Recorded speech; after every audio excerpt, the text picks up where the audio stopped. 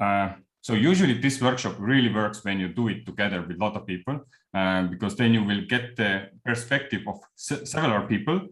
However, you can do it alone. And last Fund 5, I also did 2 proposals, which got quite a good score and also got funded. So, but having these kinds of proposed like workshops I have been doing in Townhalls, they're like, I see a great potential in doing these kind of proposals in more decentralized matter where everybody can have an input. For this particular example I'm showing you, I did it alone again. So we could have a bit of a brainstorming here. Let's give about 5 minutes on each chapter. So chapter is this one questionnaire in a box. So brainstorming a problem statement, then solution for title, experience, checklist and expectations, market, defining success for the proposal, KPIs, user flow, product and budget. I'm missing this part because I didn't make it that far. So maybe we can think of that there. And finally, summarizing it and taking it all in. So these are the 11 steps we're going to have. And starting from the first one. So the way proposal, any questions so far before I go straight into it? So we're going to brainstorm what kind of problems we see in the catalyst phase? Basically, the brainstorming, what happens is just to improve the current proposal. So right now, to make it faster, I already have like problems in front.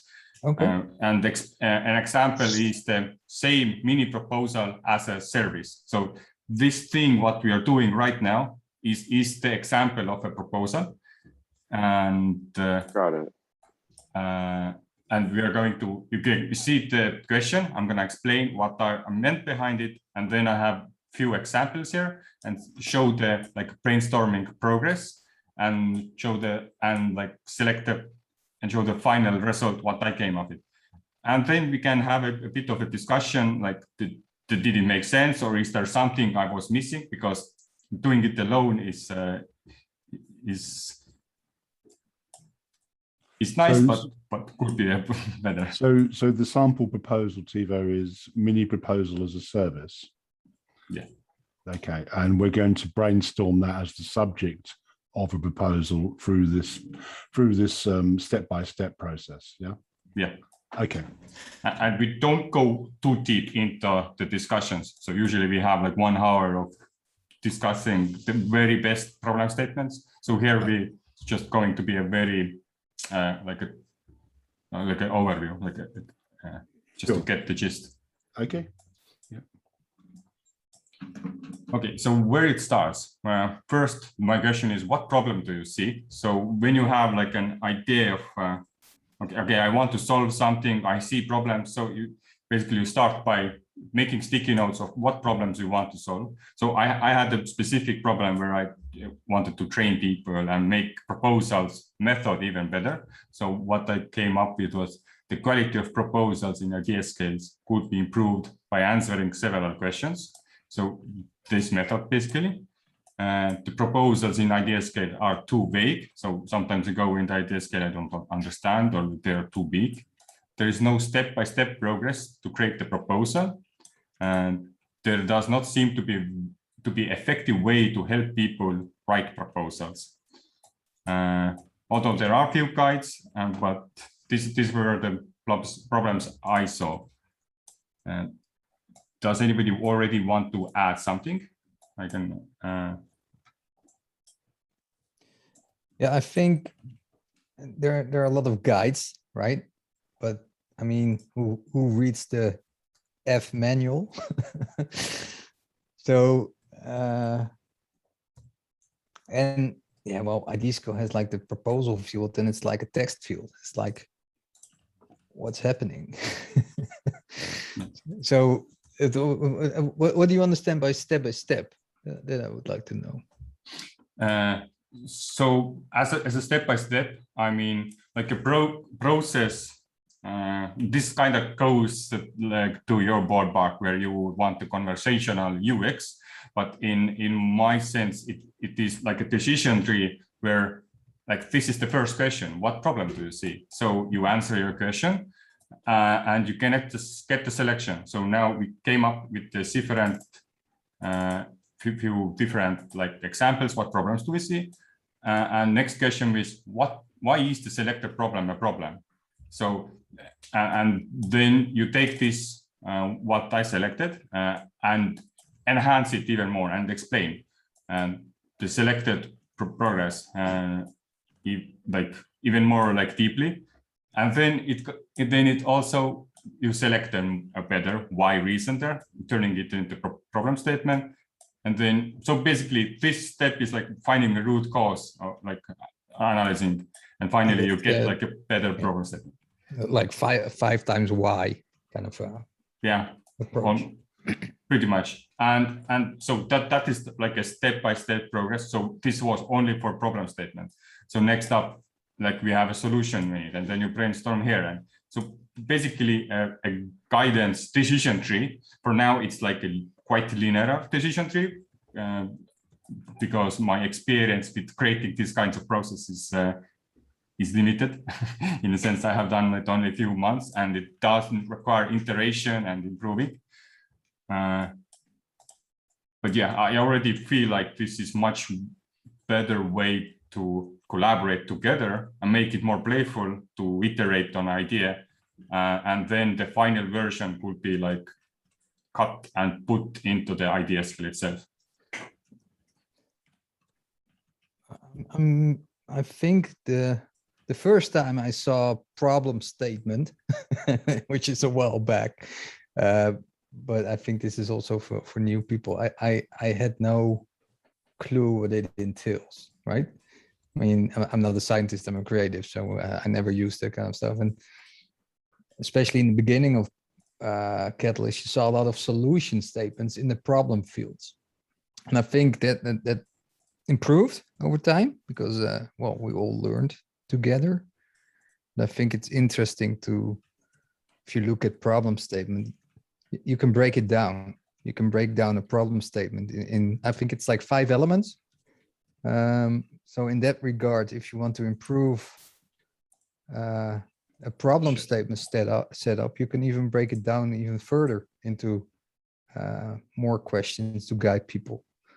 And I think there are problem statements for science, for specific, for healthcare, for travel. And I think you can split those up as well. But I mean, that's some thoughts from my end. Mm-hmm.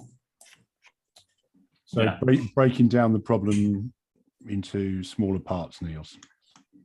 Yeah, I think if you look up problem statement rubrics, I believe it's called. Yeah, I think I know that. Yeah, I wish we had a link to that actually. Because it's really interesting. Because if you do it yourself, I think you need to use like location. You need to target audience. You need to use the situational problem. I don't know, but I don't know by heart. But it's really interesting to break a problem statement down in these kind of questions. And you can write little sentences, and well, perhaps this as a service product would then kind of create the sentence. I don't know. I like what you say, little sentences, because a little sentence can be quite a portable thing, which you can maybe plug in out in different places. Little sentences, because you're encapsulating a part of a specific part of a problem or a solution. Yeah, and I mean, another thing, but it's more at the other spectrum. If you're done with your proposal and you want to promote it to voters, I think there's a difference between the guiding problem statement to build your proposal and selling your problem statement. So perhaps use it a bit more in an engaging text way. Not to throw too much marketing in there, but yeah, you need to excite people a little bit at the other end of the spectrum of your proposal builder. So perhaps that's but come on, people. What's happening here? But so the progress here was I had the initial brainstorming, then a why is the problem I selected, then giving more reasons to why is it the problem that people there does not seem to be an effective way to help people to write proposals. Then created a new problem statement of that is inefficient strategy can cause proposals to go down ineffective path. So sometimes you have a problem statement, but you're not going to like too deep or not explaining it enough, and then you're too vague on the problem statement, and your solution kind of doesn't match with it, and then it creates this big gap between like understanding what you're actually solving. So having a good problem statement is a key on here, and that's why I have like a double why, but you can go like quite big. And in the end, I ended up with proposers don't know how to make their proposals understandable for voters. So I'm pretty much calling, like I'm addressing voters that, hey, voters, look at this proposal. If you vote on this, you will have better proposals in the future. So that's like one marketing thing what Niels just said. I didn't even think of that, like that it's marketing, but yeah, but this comes when you make this kind of why kind of questionnaire. So it helps me to also understand what I'm actually doing. That's a critical point. Is I mean, it's often, especially if you're new, it's very easy to not know, or to that. The critical thing is how it comes across in that initial summary to the voter who's going to click on your proposal on the app. So the proposal title and that first problem statement, and does it complement the solution on that summary level, you know. So will the voter understand what your problem is and what your solution is clearly and very succinctly? Yeah, what I did is just sometimes you're so far into the weeds you don't see the most obvious stuff, and just let somebody else read it and highlight things that they have questions with. Really helps, because I'm a digital product designer, so for me a lot of jargon is like obvious, but for voters that's most of the time. So some obvious things like plain English, don't use acronyms necessarily. Don't assume the person has special knowledge, that kind of thing. How would you explain it to someone on the street? That kind of thing. So, you know. Yeah. Yes.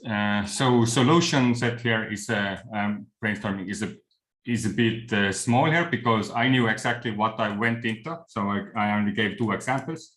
A service which helps innovators to write down a plan and effectively communicate with peers, and a service which helps innovators to write down a plan and effectively communicate with voters. So this thing I'm doing here is I'm trying to give like a service. So when we are actually, this is not the workshop per se, but I'm just giving an overview. But in the future, when you, Wills or Niels or Nick, hey, you have an idea and you want to go down the path, then I kind of help to facilitate and think along with you to like what your problems you see. I'm going to ask you questions. I'm going to add my own ideas, my perspectives, and through this kind of back and forth discussions, we will get more stronger proposal. And it's not just a discussion itself. I'm taking notes, writing down the key elements, so later they can be used and pulled to be created a new bigger proposal out of that. So it's more or less proposerly, like the Grammarly of proposal.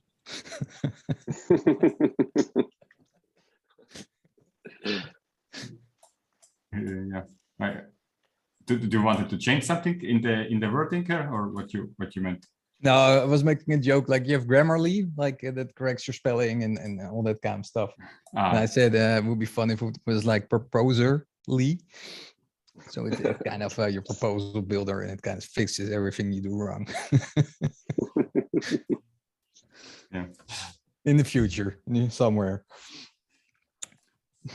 So the green sticky vote was what I selected, and then in here I also have a question. So sometimes if you're being too vague, or you have like a big problem statement you're trying to solve, and you have so many solutions, then it always double check that your problems, like your solution answers the problem, because if it doesn't, you're already lost the game. And then to make it even, like, to make sure that it facts, then give 3 reasons why the solution is solving the selected problem statement.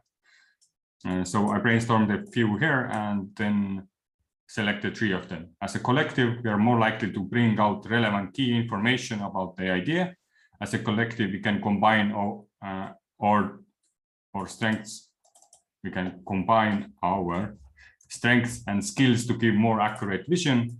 As an active community member, I have insight of latest changes in Catalyst process, which could affect the proposal requirements. So with this last one could be changed because it's quite stepping on my ego here, but why not?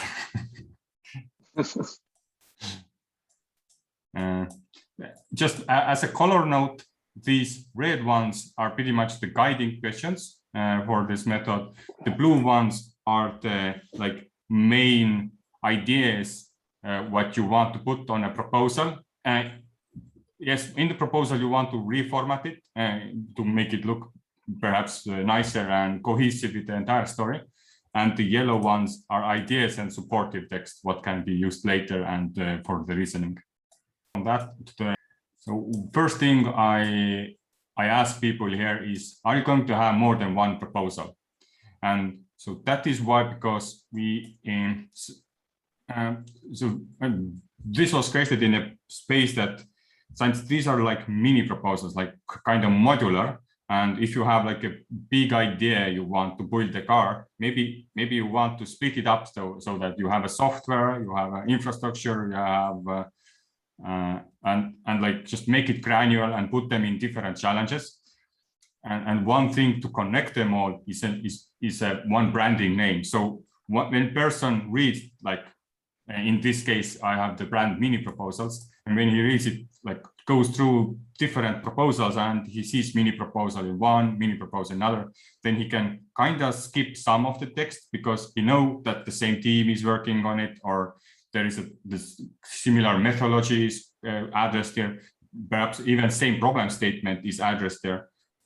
Just the solution is different, and so it kind of visually helps for the voters to recognize the person who is working on it. And in idea scale, it is also helps to search for it. So if they are interested in one thing, perhaps they will go to the shares and look for that keyword and find your other proposals also. Tevo, doesn't some of the context change for this depending on the challenge it's in?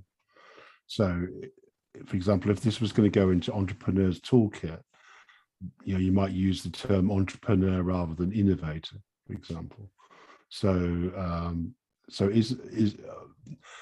do you need to incorporate or recognize what challenge you're submitting the proposal in using this method, because before you could go down the method, because that might change the method?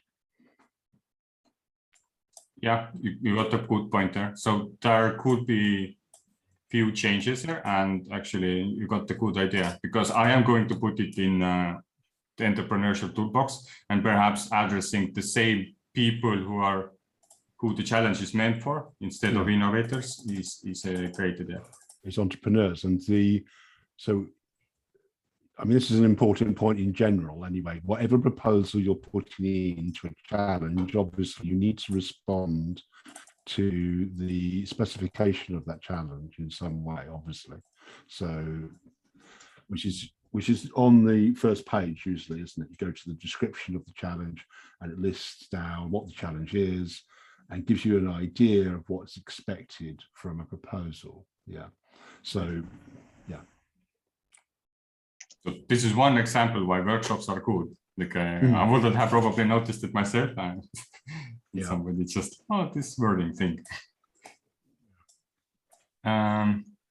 So yeah, since I did it alone, I already had like the title in my head. I didn't do much of brainstorming here. I just put down that mini proposals is going to be the brand, and the name is as a service because I want to keep it as a service, like, because I'm going to do analytics, process changes, and put the timeline, like call people together in a certain time and make sure and facilitate the sessions themselves. Using the language of that challenge, that service is going to be part of an entrepreneur's toolkit.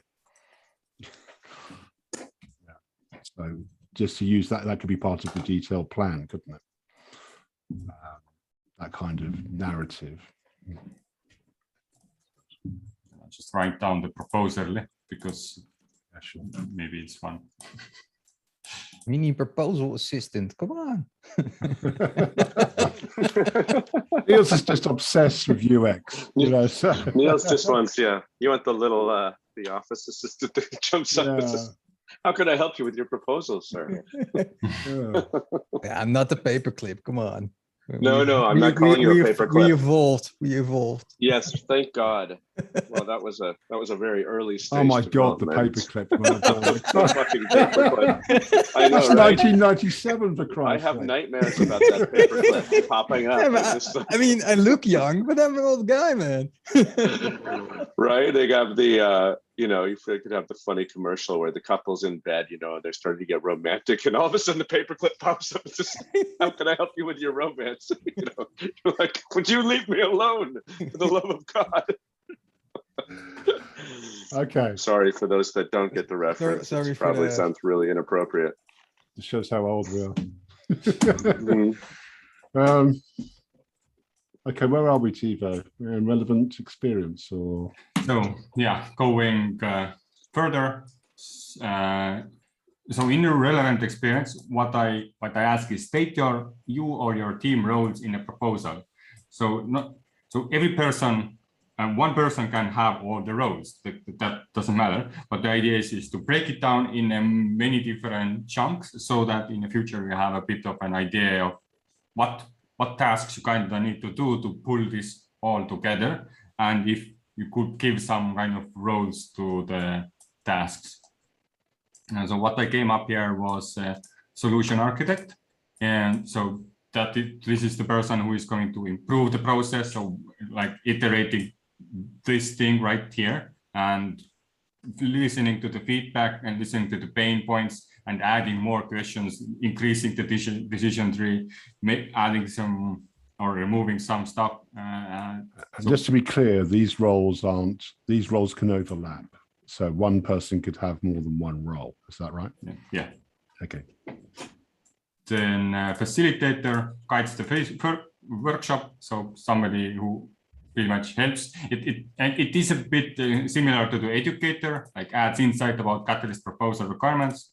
But I felt like I will put them together because I don't know, the facilitator doesn't have to know about the Catalyst itself, or and so I felt like they could be a different thing, and educator could be more basically somebody who knows something about a specific area, what workshop is being started. So we know there is like a workshop about let's say cosmology, and then you have an educator about that, and some fanatic who wants to build some kind of I don't know, something related to cosmology, then you can connect these people. Then communicator. So this is now it's a bit gray area because I'm very bad at communicating, but I assume that role is somebody who pretty much tells that, hey, this workshop starts this time, pulls people together, like, hey, this is a good chance for you to say this, finds these people, and hey, I see that you are making a proposal and you ask to do this, they join this workshop. So I feel like communicator can do all that work. Is it a coordinator? Wouldn't that make more sense? Communicator. Okay. So, So now we just need a new role, coordinator. I don't know. It announces plans, the workshops with the community. Could be that the communicator is the coordinator. I don't know. Just a It question. sounds more like Should I put them in a one sticky or make them separate? I don't know. Just asking. I'm gonna for, make the, it. for the moment, I would add them separately, and we can maybe merge them later. But I was thinking that what you're talking about, communicate. I know that's a marketing aspect, but that kind of thing where you go out and engage people. You know. Oh, okay. So you go out and you say, look, there's these great workshops that we're doing. You should be interested. So it's kind of like sales, but it's not sales as well, is it? It's kind of like, because you're just describing what you're doing. You're evangelizing on what you're doing, I suppose, as well, aren't you? So, and that's not a coordinator. A coordinator is administrative more, isn't it? Would you say, Niels? I think. Yeah, it's like pulling people together. Perhaps it's also the overlapping with project manager, but I was just communicator is such a broad term, so for me this didn't feel specific enough. Sure. Okay, nice. And yeah, finally, like you said, project manager, make sure all the tasks are completed. In this section, it also includes like uploading. On the exciting tasks, not the mundane tasks.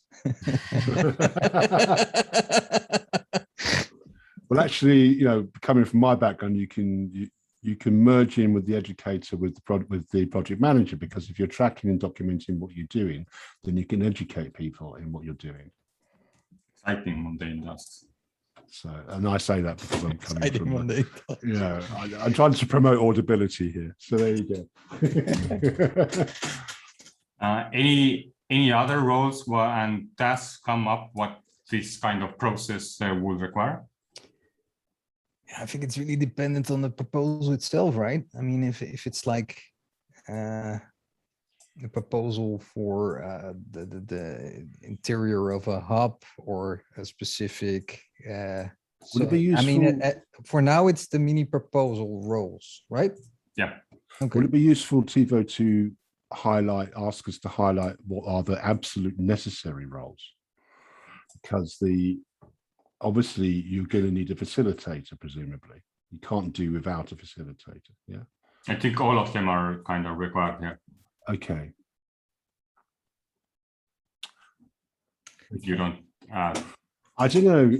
I mean, I was picking up on what Niels was saying about I hear what you're saying about you. I can see how all those roles might be needed, but then sometime, depending on what task you're addressing, some roles you'll need less of than others.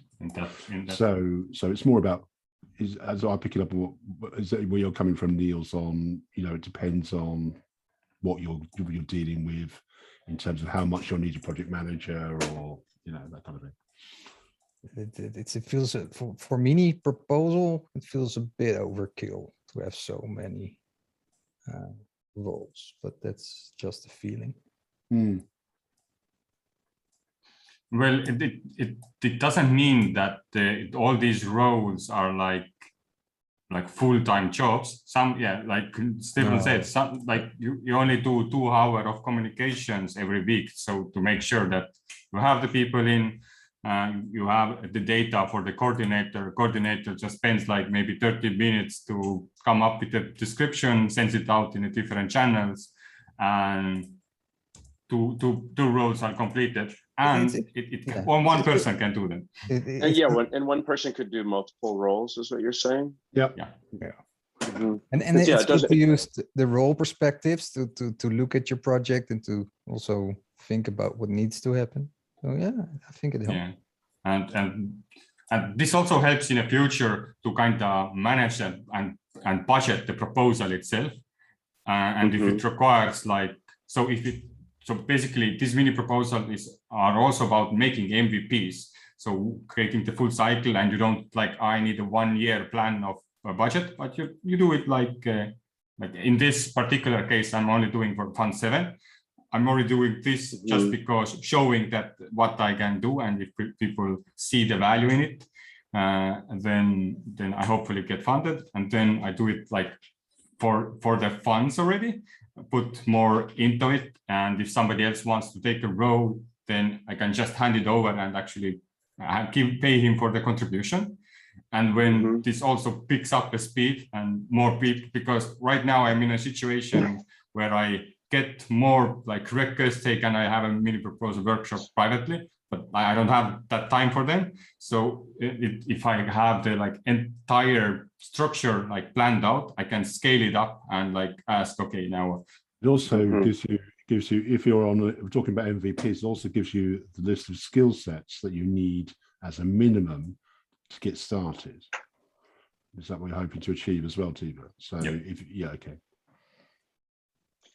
And so this, well, it shows that the project is scalable. And so not only the MVP, but across a broader span of time, you could grow this idea, right? Because you have the roles in place. But we don't have to have all of these specific people identified at the outset of the project, right? We can find them through the community and, okay. Yeah, and you have to have your whole team complete, and then you can start writing your proposal. And that's encouraged. That's encouraged Will to go out. That's putting the carriage before the horse, and the horse before well, it's, I mean, we're talking about different paradigms here. Is, one is the old school sort of model where everything is figured out ahead of time, which, as we know, breaks in the modern day, because you can't have that all, and you also may assemble a better team by having some fluidity in the front end and this process. I mean, I'm very intrigued by this whole system of governance and the sense of community and collaboration and the collective. It's a really interesting ecosystem to be sort of on the outside of, coming into.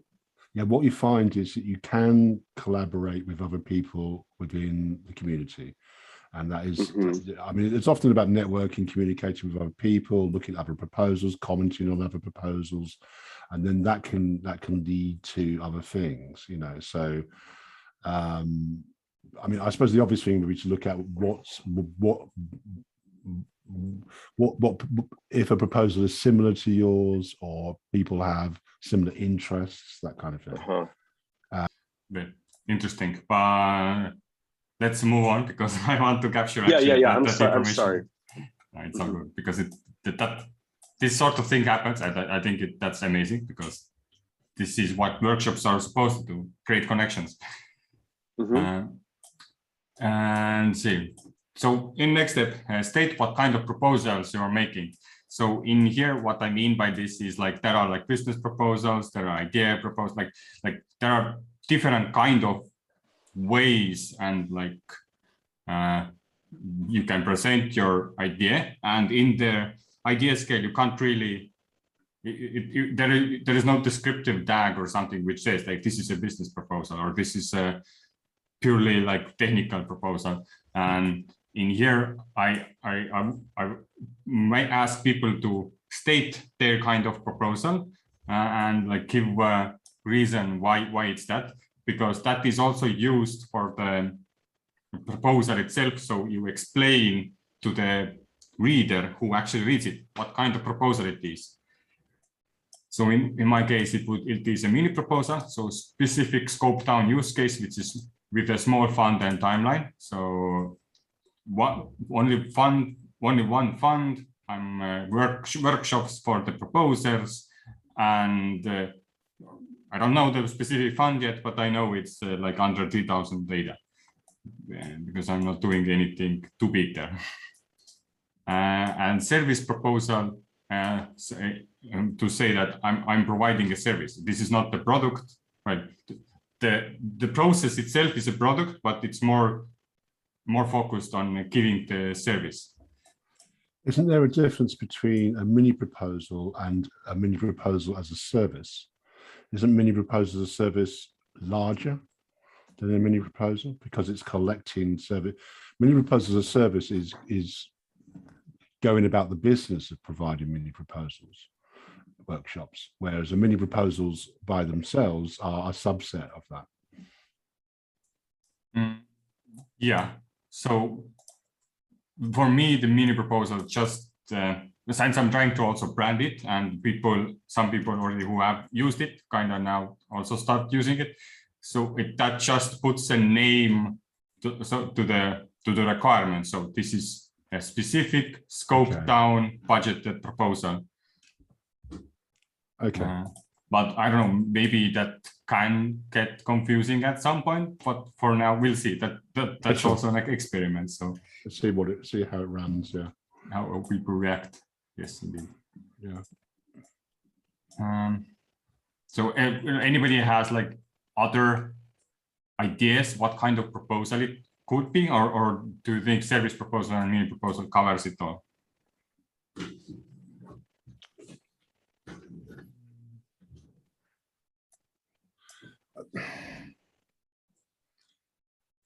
Again, if it's the entrepreneur's toolkit, I can think of the language of the challenge, you know, like so the service is part of the entrepreneur's toolkit, you know, or the yeah okay. I'll leave that as it is. But Correct.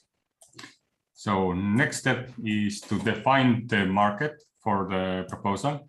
So who is the target audience? In my case, I have proposers, and I also like brainstormed a bit here, and like it also does help community advisors because it is much easier to assess the proposals. When I previously mentioned that like higher score proposals usually mean that like you understood it and you didn't see too many gaps. And if you have like a very specific case, you don't have too much room for the abstract like thinking or vague stuff there. So you just like you read it, it's small, you get the point, you give it star, and you pretty much choose between, okay, is these people is it feasible? Like if you look at the LinkedIn or whatever, is it impactful for this current challenge? And so it is very, very specific compared to where I have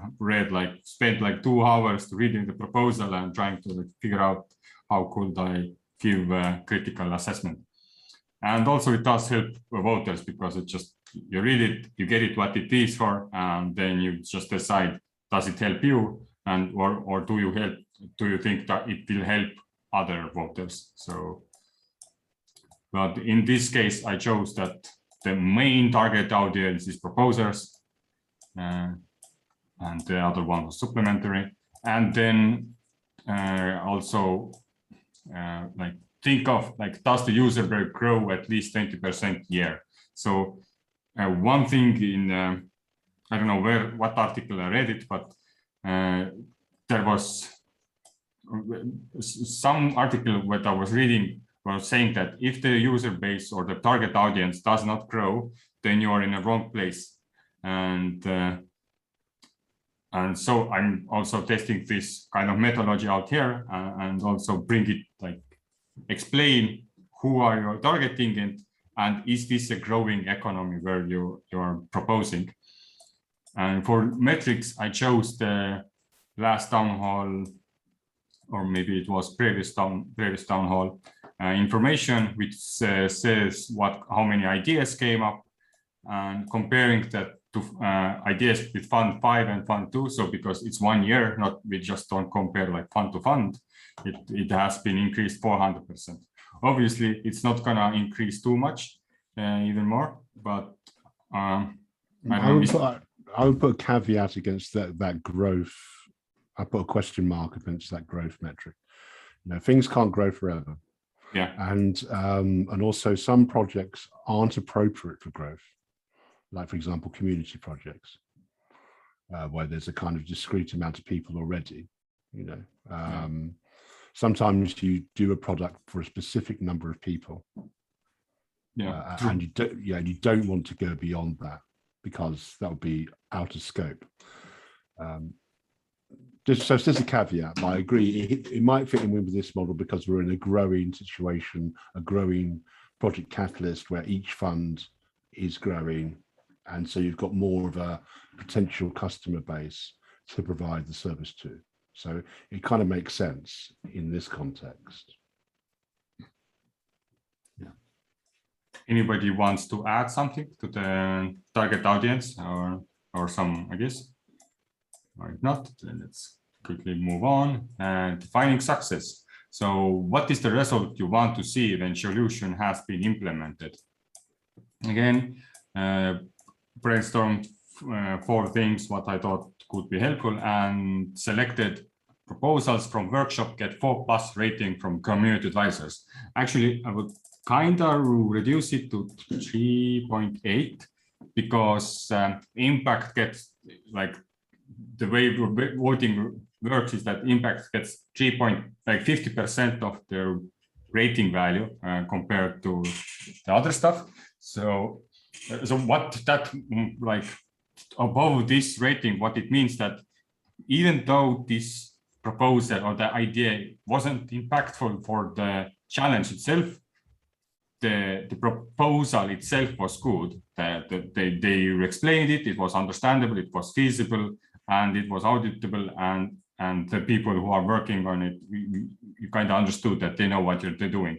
And if these metrics are met, then I think this workshop did a good job on explaining the proposal itself, or brought at least the key elements out of that. Yeah, so they try to shorten it to make it easy to read.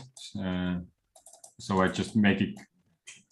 This is a design question. I don't know. Sometimes I add it here, sometimes I not. But the idea of this, like, try to shorten and make it easy to read. There are a few more of these sentences in the future.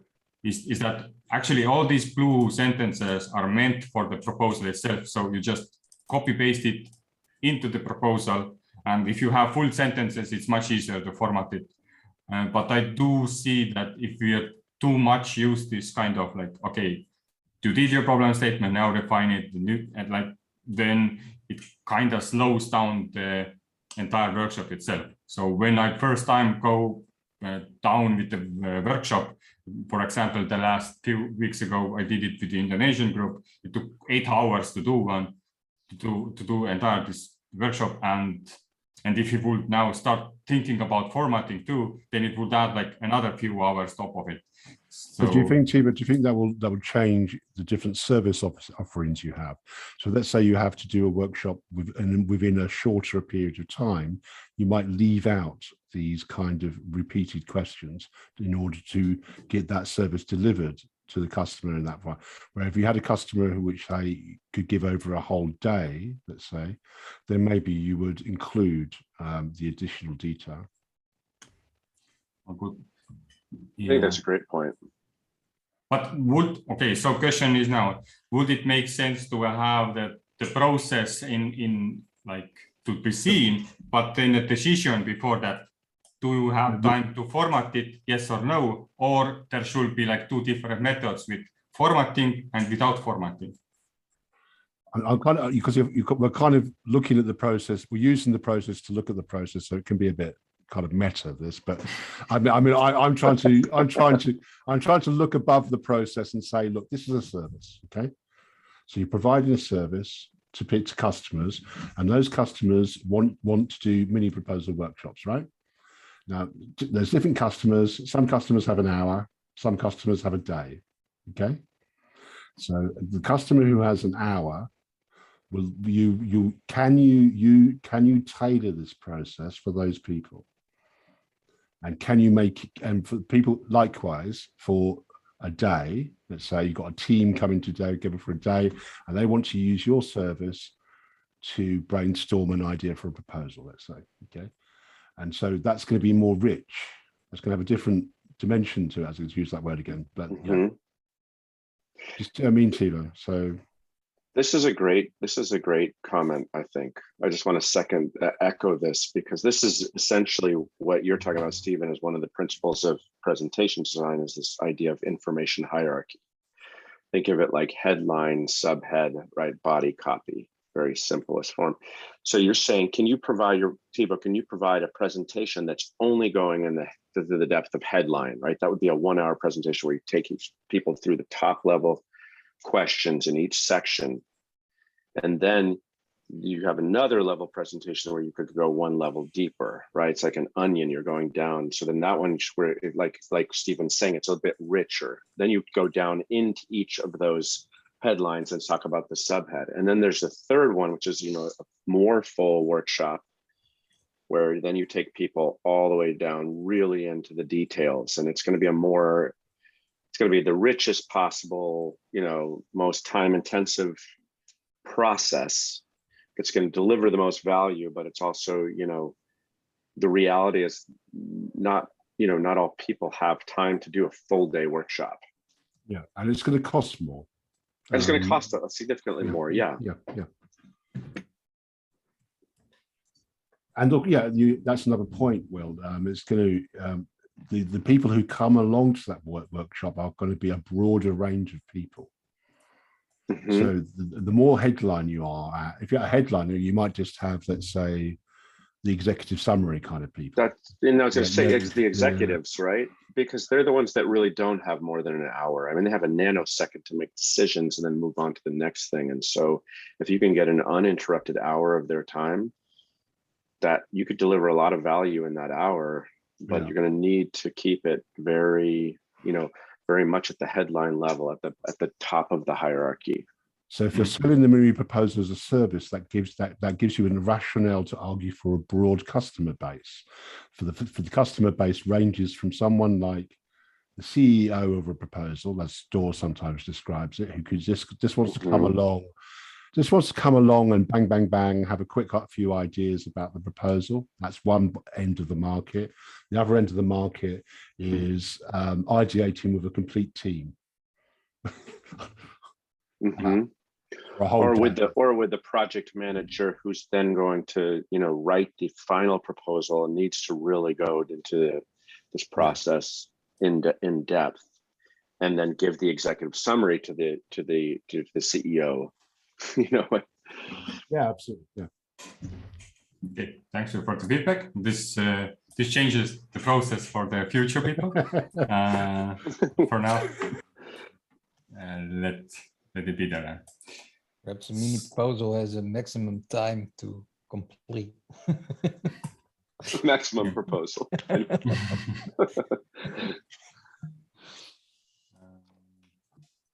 Almost last chapter, KPIs.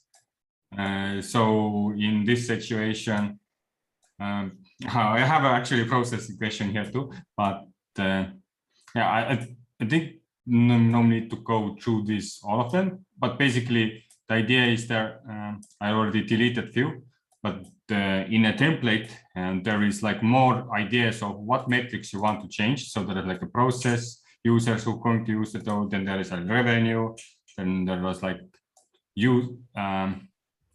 some kind of internal team member metrics. So we have like different like ideations and like what kind of metrics you want to pick, and then basically you brainstorm different things you think you should measure with the proposals.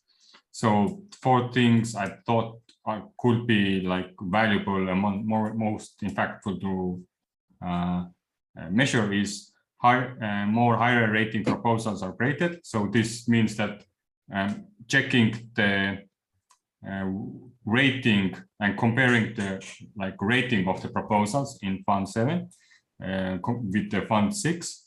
Another thing is Miro board is used more often to brainstorm. So how many times Miro board is used? So when I hand out the Miro board proposals and to see if somebody picks it up, and if it does, then the count of how many times it was used. Then more people show up on live workshop sessions. So these things, what I'm having here right now, did also. So this thing I think is worth to measure.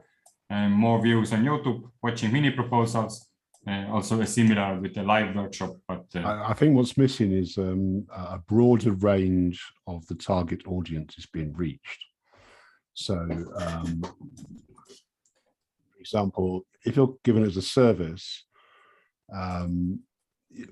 let's say you're not doing it as a, you haven't done this as a service, but you're just doing a workshop. You might just reach one person and then move on.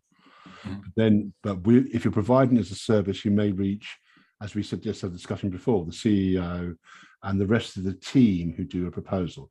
Those proposals where you've got lots of co-proposers and you've got people who are part of the team doing that proposal. So one metric might be how much of that team can you reach?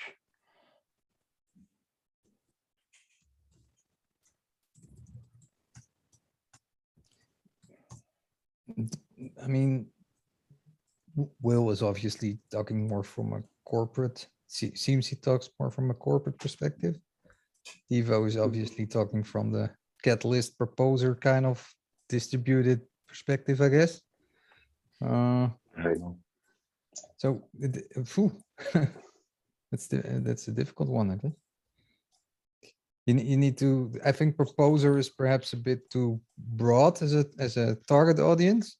So you need to make that more specific. So saying that catalyst proposer. Yeah, that narrows it down. And then perhaps even a challenge, a specific challenge that so you can optimize your system for, I don't know. I don't think a specific challenge is needed, but at least in my opinion, it seems to work for often. Yeah, because proposal is like a composite term, isn't it? Because you will have proposals which are done by one proposer, but then you have others which aren't. They're a team of people, which is more typical, I would say. Maybe more. I don't know. That's kind of presumptive, maybe, because I suppose you could offer the more perspective. I mean, if you look at the roles, if you have specific roles and you go through the system with different perspectives, like normally it's like first you have product, and then product creates a product and gives it to marketing, and marketing and sales do stuff. It's more like a pipeline. It could be interesting if you have these different perspectives at the beginning of the meeting, or in your service, you can bring in those outliers or specific people to bring new perspectives to. So you rerun the process through different roles and responsibilities, if you like. Yeah, but I think perhaps if you have a team of 6 with really different perspectives, and you have a specific challenge or proposal goal, then the value of the system is much bigger than if you have like all techies in the room, because they all think alike and they all have the same perspective, and they all perhaps talk about tools, but not perhaps the info you want to grasp with the system. I suppose they could also extend to community projects where you have, let's say, a developer who's developing something for a community, and then you can have the developers looking at it and then the community look at it in the same way, or it could extend to a kind of user acceptance testing model. Yeah, sure. I mean, it's called that system is called co-creation, and you often have like four stakeholder groups with like the design developer core. So it's a bit different. Where are we at, Tevo? Are we? So one was that brainstorming the measures you want to see, and then for each measure, what I have is like a breakdown, like what is the current situation, what is the expected result, and don't also give 2 examples or 1, but if you can try to get 2 examples, why do you choose this measure and what it's for?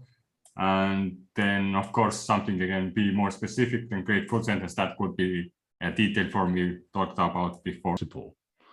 A lot more, and you can also get a lot more sense of progression. Yeah. Well, I mean, if just Tevo, to be very prescriptive, because maybe that's what you're looking for, but I think everything that Stephen's saying is exactly right on. But imagine if I was putting this into a slide deck, like, can you scroll to the left a teeny bit to 9? So right, or not the 9 there, the very beginning of this whole tree. Yeah, right. Imagine that's your slide, right? You open it up, then slide just says in large type, you know, in italics, in a beautiful font, just says, what metrics do you want to change? And then in the next slide, you have just those 2 things. And maybe one of them comes in, it's processes, and you speak about processes for a moment. And then the next one fades in 9.1.2. And obviously without the numbers. And users, you know, users who are going to use this tool. And then you speak about that for a moment, right? And then you move, and then you basically step down, you have it all here, right? You have the entire trajectory. Like Stephen said, it's like you have the entire circuit board, but you need to light up each filament one at a time so that people will be able to get it. And then you take them into 9.1.1 and that becomes a slide, right? Okay, so one thing, like we are totally talking about presentation, but there is nothing on this part. When this workshop starts, there is nothing here. So basically it starts with this kind of example. Well, what did I do now? So in a workshop, you actually kind of fill it up. And so this is, yeah, So this I'm doing a bit different style here. Usually I don't have a proposal in place at first, but today I just wanted to showcase. Yeah, in which case you need to just turn it around, Tevo. When you add detail, you need to, let's say you took something like this and you did a whole presentation on it, like as Will was suggesting, but then you do that in reverse. Okay, so you start with a blank presentation, okay, and then you build up complexity, because that's what a typical workshop will be like. A typical workshop will be, you start with a proposal, an idea, and then you're building the tree. Yeah, the tree is you're going through the logic tree and you're adding different branches to it. But while you go through that tree, you don't want to increase the complexity that people have to digest. So you need to squirrel away some of that detail, you know, if you like. So you need to, as you go along, you need to put it to one side and concentrate on where you are. Okay. Yeah, I think that is done in adding more space to these things. And one more thing about like colors, the blue ones are actually what matters. So the red ones are just guiding ones and yellow ones are ideation. So basically, if you like in this situation where you said, I don't know what to look at, then what you copy paste to the proposal, because this is not the presentation. This is a place where you copy information to a presentation. So when you want for presentation material, you just go to the blue ones and copy paste them out. Or when in future we have it. But yeah, there is a lot of design situation, what was explained here, and that is definitely useful for people. I still think I hear what you're saying, Stephen. I agree that you won't be able to get there straight away, but I would disagree that there's no separation between presentation and design. Okay, that's wrong.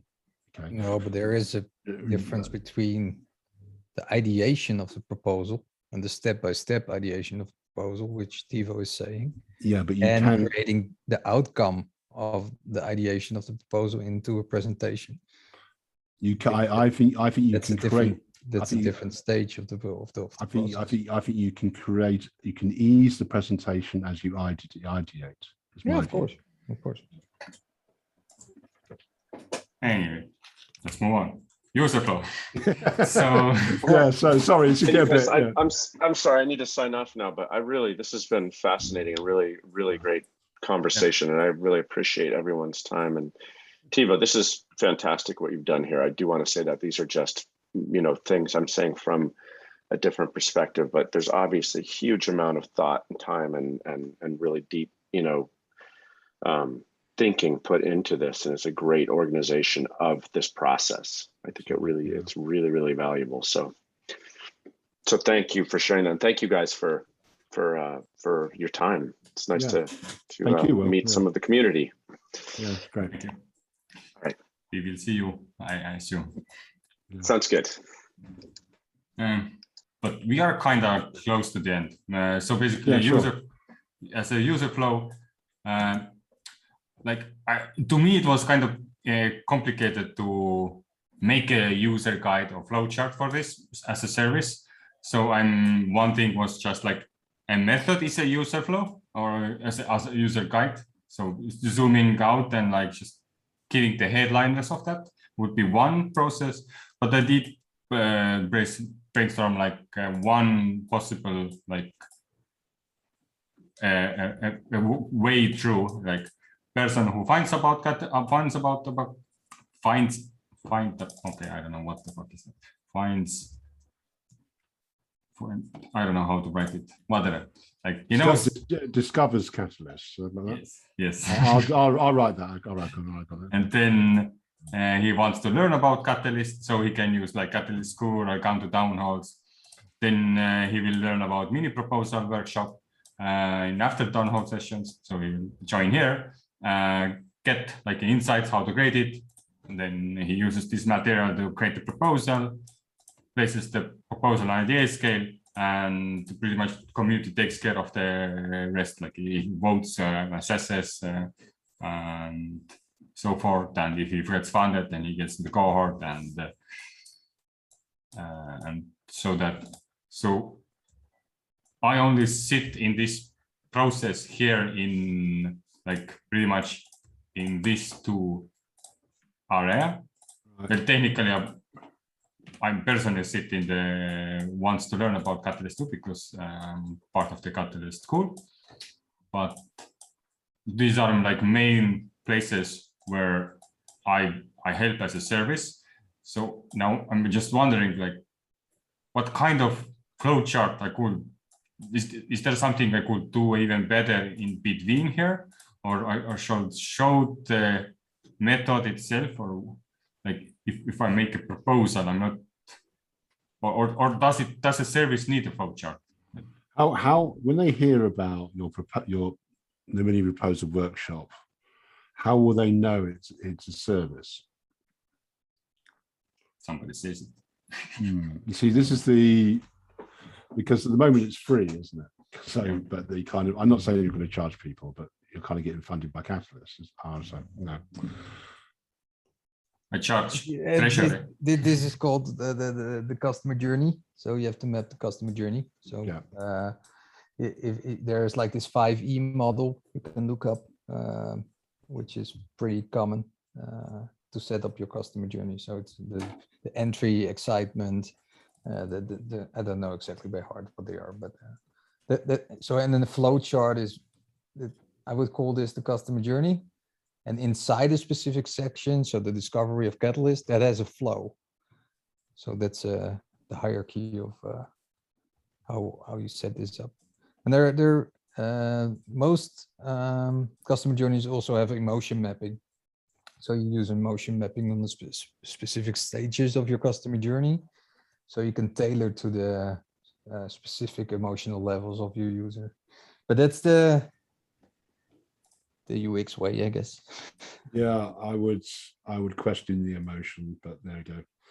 But oh no, that's the most, the whole thought, emotion, action mental model is the most used. Okay, what? If you know the emotion of people on a specific stage, you can tailor your communication towards that. So yeah. What was that? Foggy? Sorry? You said that like it sounded like it was a template name or something. What kind of 5E? Yeah, I think. Okay, that was one, but the emotion mapping, or that's included in that. Emotion mapping. What else did you say, Niels? A customer journey use lanes. Every lane has a specific goal, and each swim lane in the customer journey. You have empathy mapping. You have okay. So this is like encompassing all of them, etc., etc. But it depends on your if you have a mini proposal, your customer journey is specific tailored to your product or service. Okay, and it's not related, right? Okay, so I'm gonna look into that and see if I can improve the flowchart here. And yeah, last thing what we don't touch for today, but it's the product and budget. So here we pretty much take the previously talked about roles and things we will do and start like estimating times. Okay, this like before we said, okay, coordinator, it might take like 30, let's give it 1 hour. Communicator, let's give it like 3 hours. Facilitating these kind of meetings weekly takes about, I don't know, 2 hours, I guess. I don't know how much. Maybe. Yeah. And so pretty much estimating all that stuff, and finally you get the number out of the whole session. You want to scale it up into how many weeks or sessions you want to have. Then you summarize it. You give yourself an average price, so you have like something to the way you take the average price. That it's hard to guess. I usually use my own country's like average and then just add my knowledge cap on top of that. So it is different for each country. So I understood that Germany and USA, if it does the same thing, it might probably cost like 3 or 4 times more than me. It's an interesting issue. I mean, I wouldn't mind Niels' feedback on this, because I think you consistently undervalue yourself, Tevo, because a lot of the valuations you give to me seem to be specific to Eastern Europe. And but a lot of the valuations in other proposals seem to be American, which seem to be on a par or with European rates. In fact, I suppose the highest rates are probably Germany. That's the most expensive I've seen. But is there a way you could go for a global rate, Niels, do you think? That's depending on the. I know this. The purpose. I mean, why do we spend so much time here? Because we find this a purposeful endeavor, right? And I think. Yeah, but for success, we have to be sustainable. We have to pay, exactly. We have to pay ourselves. It's depending on. I think we need new incentive models. That's the underlying question. I mean, we're moving from you're working for somebody, you get your fee, your hourly fee, or your product fee, or whatever it is. And at the moment, you only get paid if you win a proposal with a 10% chance of doing so. Here's a thought experiment. Let's say you're collaborating with 5 different people in different countries with different pay rates, like South America, North America, Eastern Europe, Russia, Europe, and you do exactly the same things. Okay. Should you pay them all the same?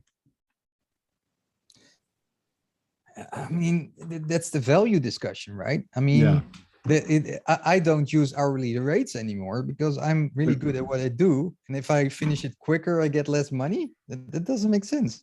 Right? No, but that's a different argument. You know, that is. That's a kind of that's about hourly rate versus the total for the job. You know, I'm talking more about. If let's say in 5 continents, low rates, high rates, same competence, I think you should just lower it and take average.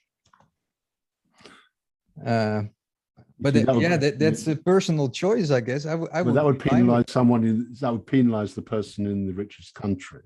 So the person in the most expensive country would maybe not be able to afford to pay their rent. So shouldn't you go for the most expensive rates? That's why we need to change the way we. The cool thing is we're designing with blockchain, so we're designing with money. But I'm not talking about. I'm talking about now, tomorrow. Oh, okay. Pragmatics. like we've got to fund something tomorrow. We've got 5 people across the road. I know in a year's time we want to do a different system, maybe with a treasury, portions things in local currencies and everything. But tomorrow we've got to come up with a rate for 5 different socio-economic regions. My view is to go for the top most expensive rate. I'll throw that. Think about it. Indonesian getting more than their president twice. No, it's not going to be that excessive. It's not. The gap isn't that big. It depends on the length of the endeavor. It depends on the, I mean, if it's the whole year or is it a day, right? I mean, You sure? is it how critical is the thing? I mean, it's difficult. I don't, it's an interesting. I just wanted to hear what you thought, because it's kind of. It's Yeah, one of those I things, don't have a clear-cut answer. I mean, the answer is in the incentive models and in what you creates revenue. Therefore, you can make a smart contract in which you level out the pay when the money comes Yeah, in, sure, right? sure, But sure. that's a system. No, that's the answer, obviously. Yeah, but the.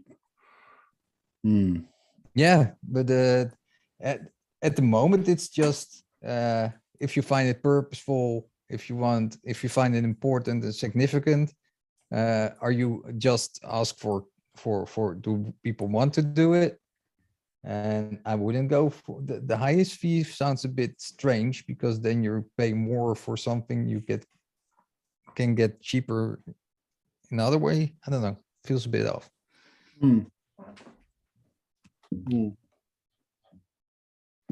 All right. Well, But this is a breakout room in itself, I guess. No, I know. It's just an interesting. It's just an issue that comes up because I've noticed it coming up because we have. There's a few project teams who have members in different. I mean, it starts with an hour fee. Is that the way you want to do it? I mean, what's the value of what you're building, and what's the ownership and the profits it can if it's a commercial project? I don't know exactly what the use case is. Yeah. Or what's the value of the person's contribution? I mean, I tend to see it from that angle, Niels. So, yeah. And also I think that, you know, I prefer to shift the onus onto the people, not to the designer. But you know, it's just my emphasis. I mean, I think you can use the source grid kind of approach, that you let people vote where the most value is, and then you have a division key. But yeah, yeah, I suppose that can throw up its own. I know if you know source grid, that can throw up its own problems as well, I suppose. Yeah, I mean, if there was a clear-cut answer, yeah. I mean, for me, it would be just give everybody equal chance of money, and then the receiver just decides, does he want to give more away? Because he's like, because I don't know, I do it, and I have seen like a lot of people in this community actually do it, because like I mean, it ties into lifestyle, right? I mean, if you have 3 houses, 4 cars, you need to pay for all that, or you find it significant that we change government because governance, because the world is effed up at the moment and governments are failing and the fiat system is failing. Like, yeah, you can keep asking for the high price, but the system will collapse. So you perhaps better do some more significant work, right? So yeah. It also ties into maybe questions of awareness. Like, should the people you work with be aware of the socio-economic conditions that you live under? I think that's so old-fashioned. I mean, that's like nobody tells what they earn because the boss doesn't want them to talk about it, right? No, that's not old-fashioned. I'm talking about the differences, the systemic differences between different regions. So, for example, the difference between Vietnam and Europe, or America and South America. That's the entropy thing, right? I mean, the future is already. What was the quote? We need to redistribute stuff and equalize stuff. We see. I'm critical because that was the kind of EU's answer. Let's redistribute from the wealthy Western European countries to the Eastern European countries. But is that model going to work? If it's automated in a network with smart contracts, and you cap your maximum income. Because I think this whole exponential growth and most profit story is ending on a finite planet, right? So, and if you bring back the revenue generated in the blockchain system into a treasury, and people can vote and get money for proposals. You can redistribute that money in a more meaningful way. But it's system design. It's not like this is the answer. You need to have the components of the system, and you have to map those out to create equilibrium in the system itself. That's yeah. Right. Finalizing this session. okay. Sorry, Tevo. It's okay. I'm gonna cut it out. Oh no. So today we went through the entire overview, so you can have at least some insight what are the future questions and what you should answer there. So if you were before in a workshop and you only got to problems, statements and solutions and title, so now you have the entire map of ideas and how to go through this mini proposal process. And finally, Niels, how did you feel like? Is this like, we didn't really do a workshop itself where we really dive deep into? I was like, oh, when I joined, you changed the changed the format. I was like, what's happening? I was finally ready to go through it. And,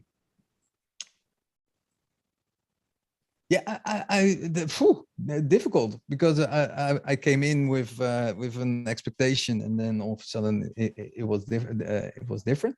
I do like the systematical approach. I think the creating a proposal and presenting a proposal is a totally different thing, and those shouldn't be mixed up. Especially because the progression of creating the proposal and ideating is an organic process. What I do miss is the setup. Most workshops have like just the before, during, and after kind of phases. So perhaps how you do or use this, how do you call this, the process, I guess? Perhaps if you time box it for 30 minutes, just quick ideation, and everybody, you put some pressure on it, and then in the second phase, you choose the best, or you group the results of people, and you choose the best stuff, and in the end, you bring it together and pick the gems from what's found and use that in your proposal. That would give it a bit more of a achievement kind of approach. So this is more at the workshop level, and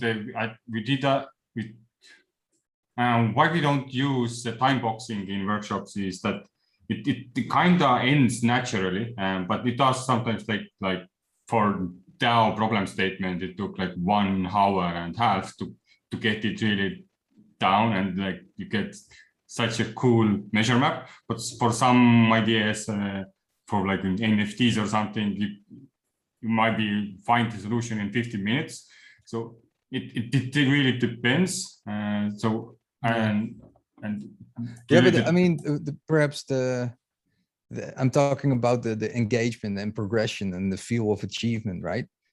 I mean, now it's a flow, and you keep flowing and you keep flowing, and the questions keep going. So there's no high, no low, no things to look forward to. So in that regard, but that's towards the more process. I like the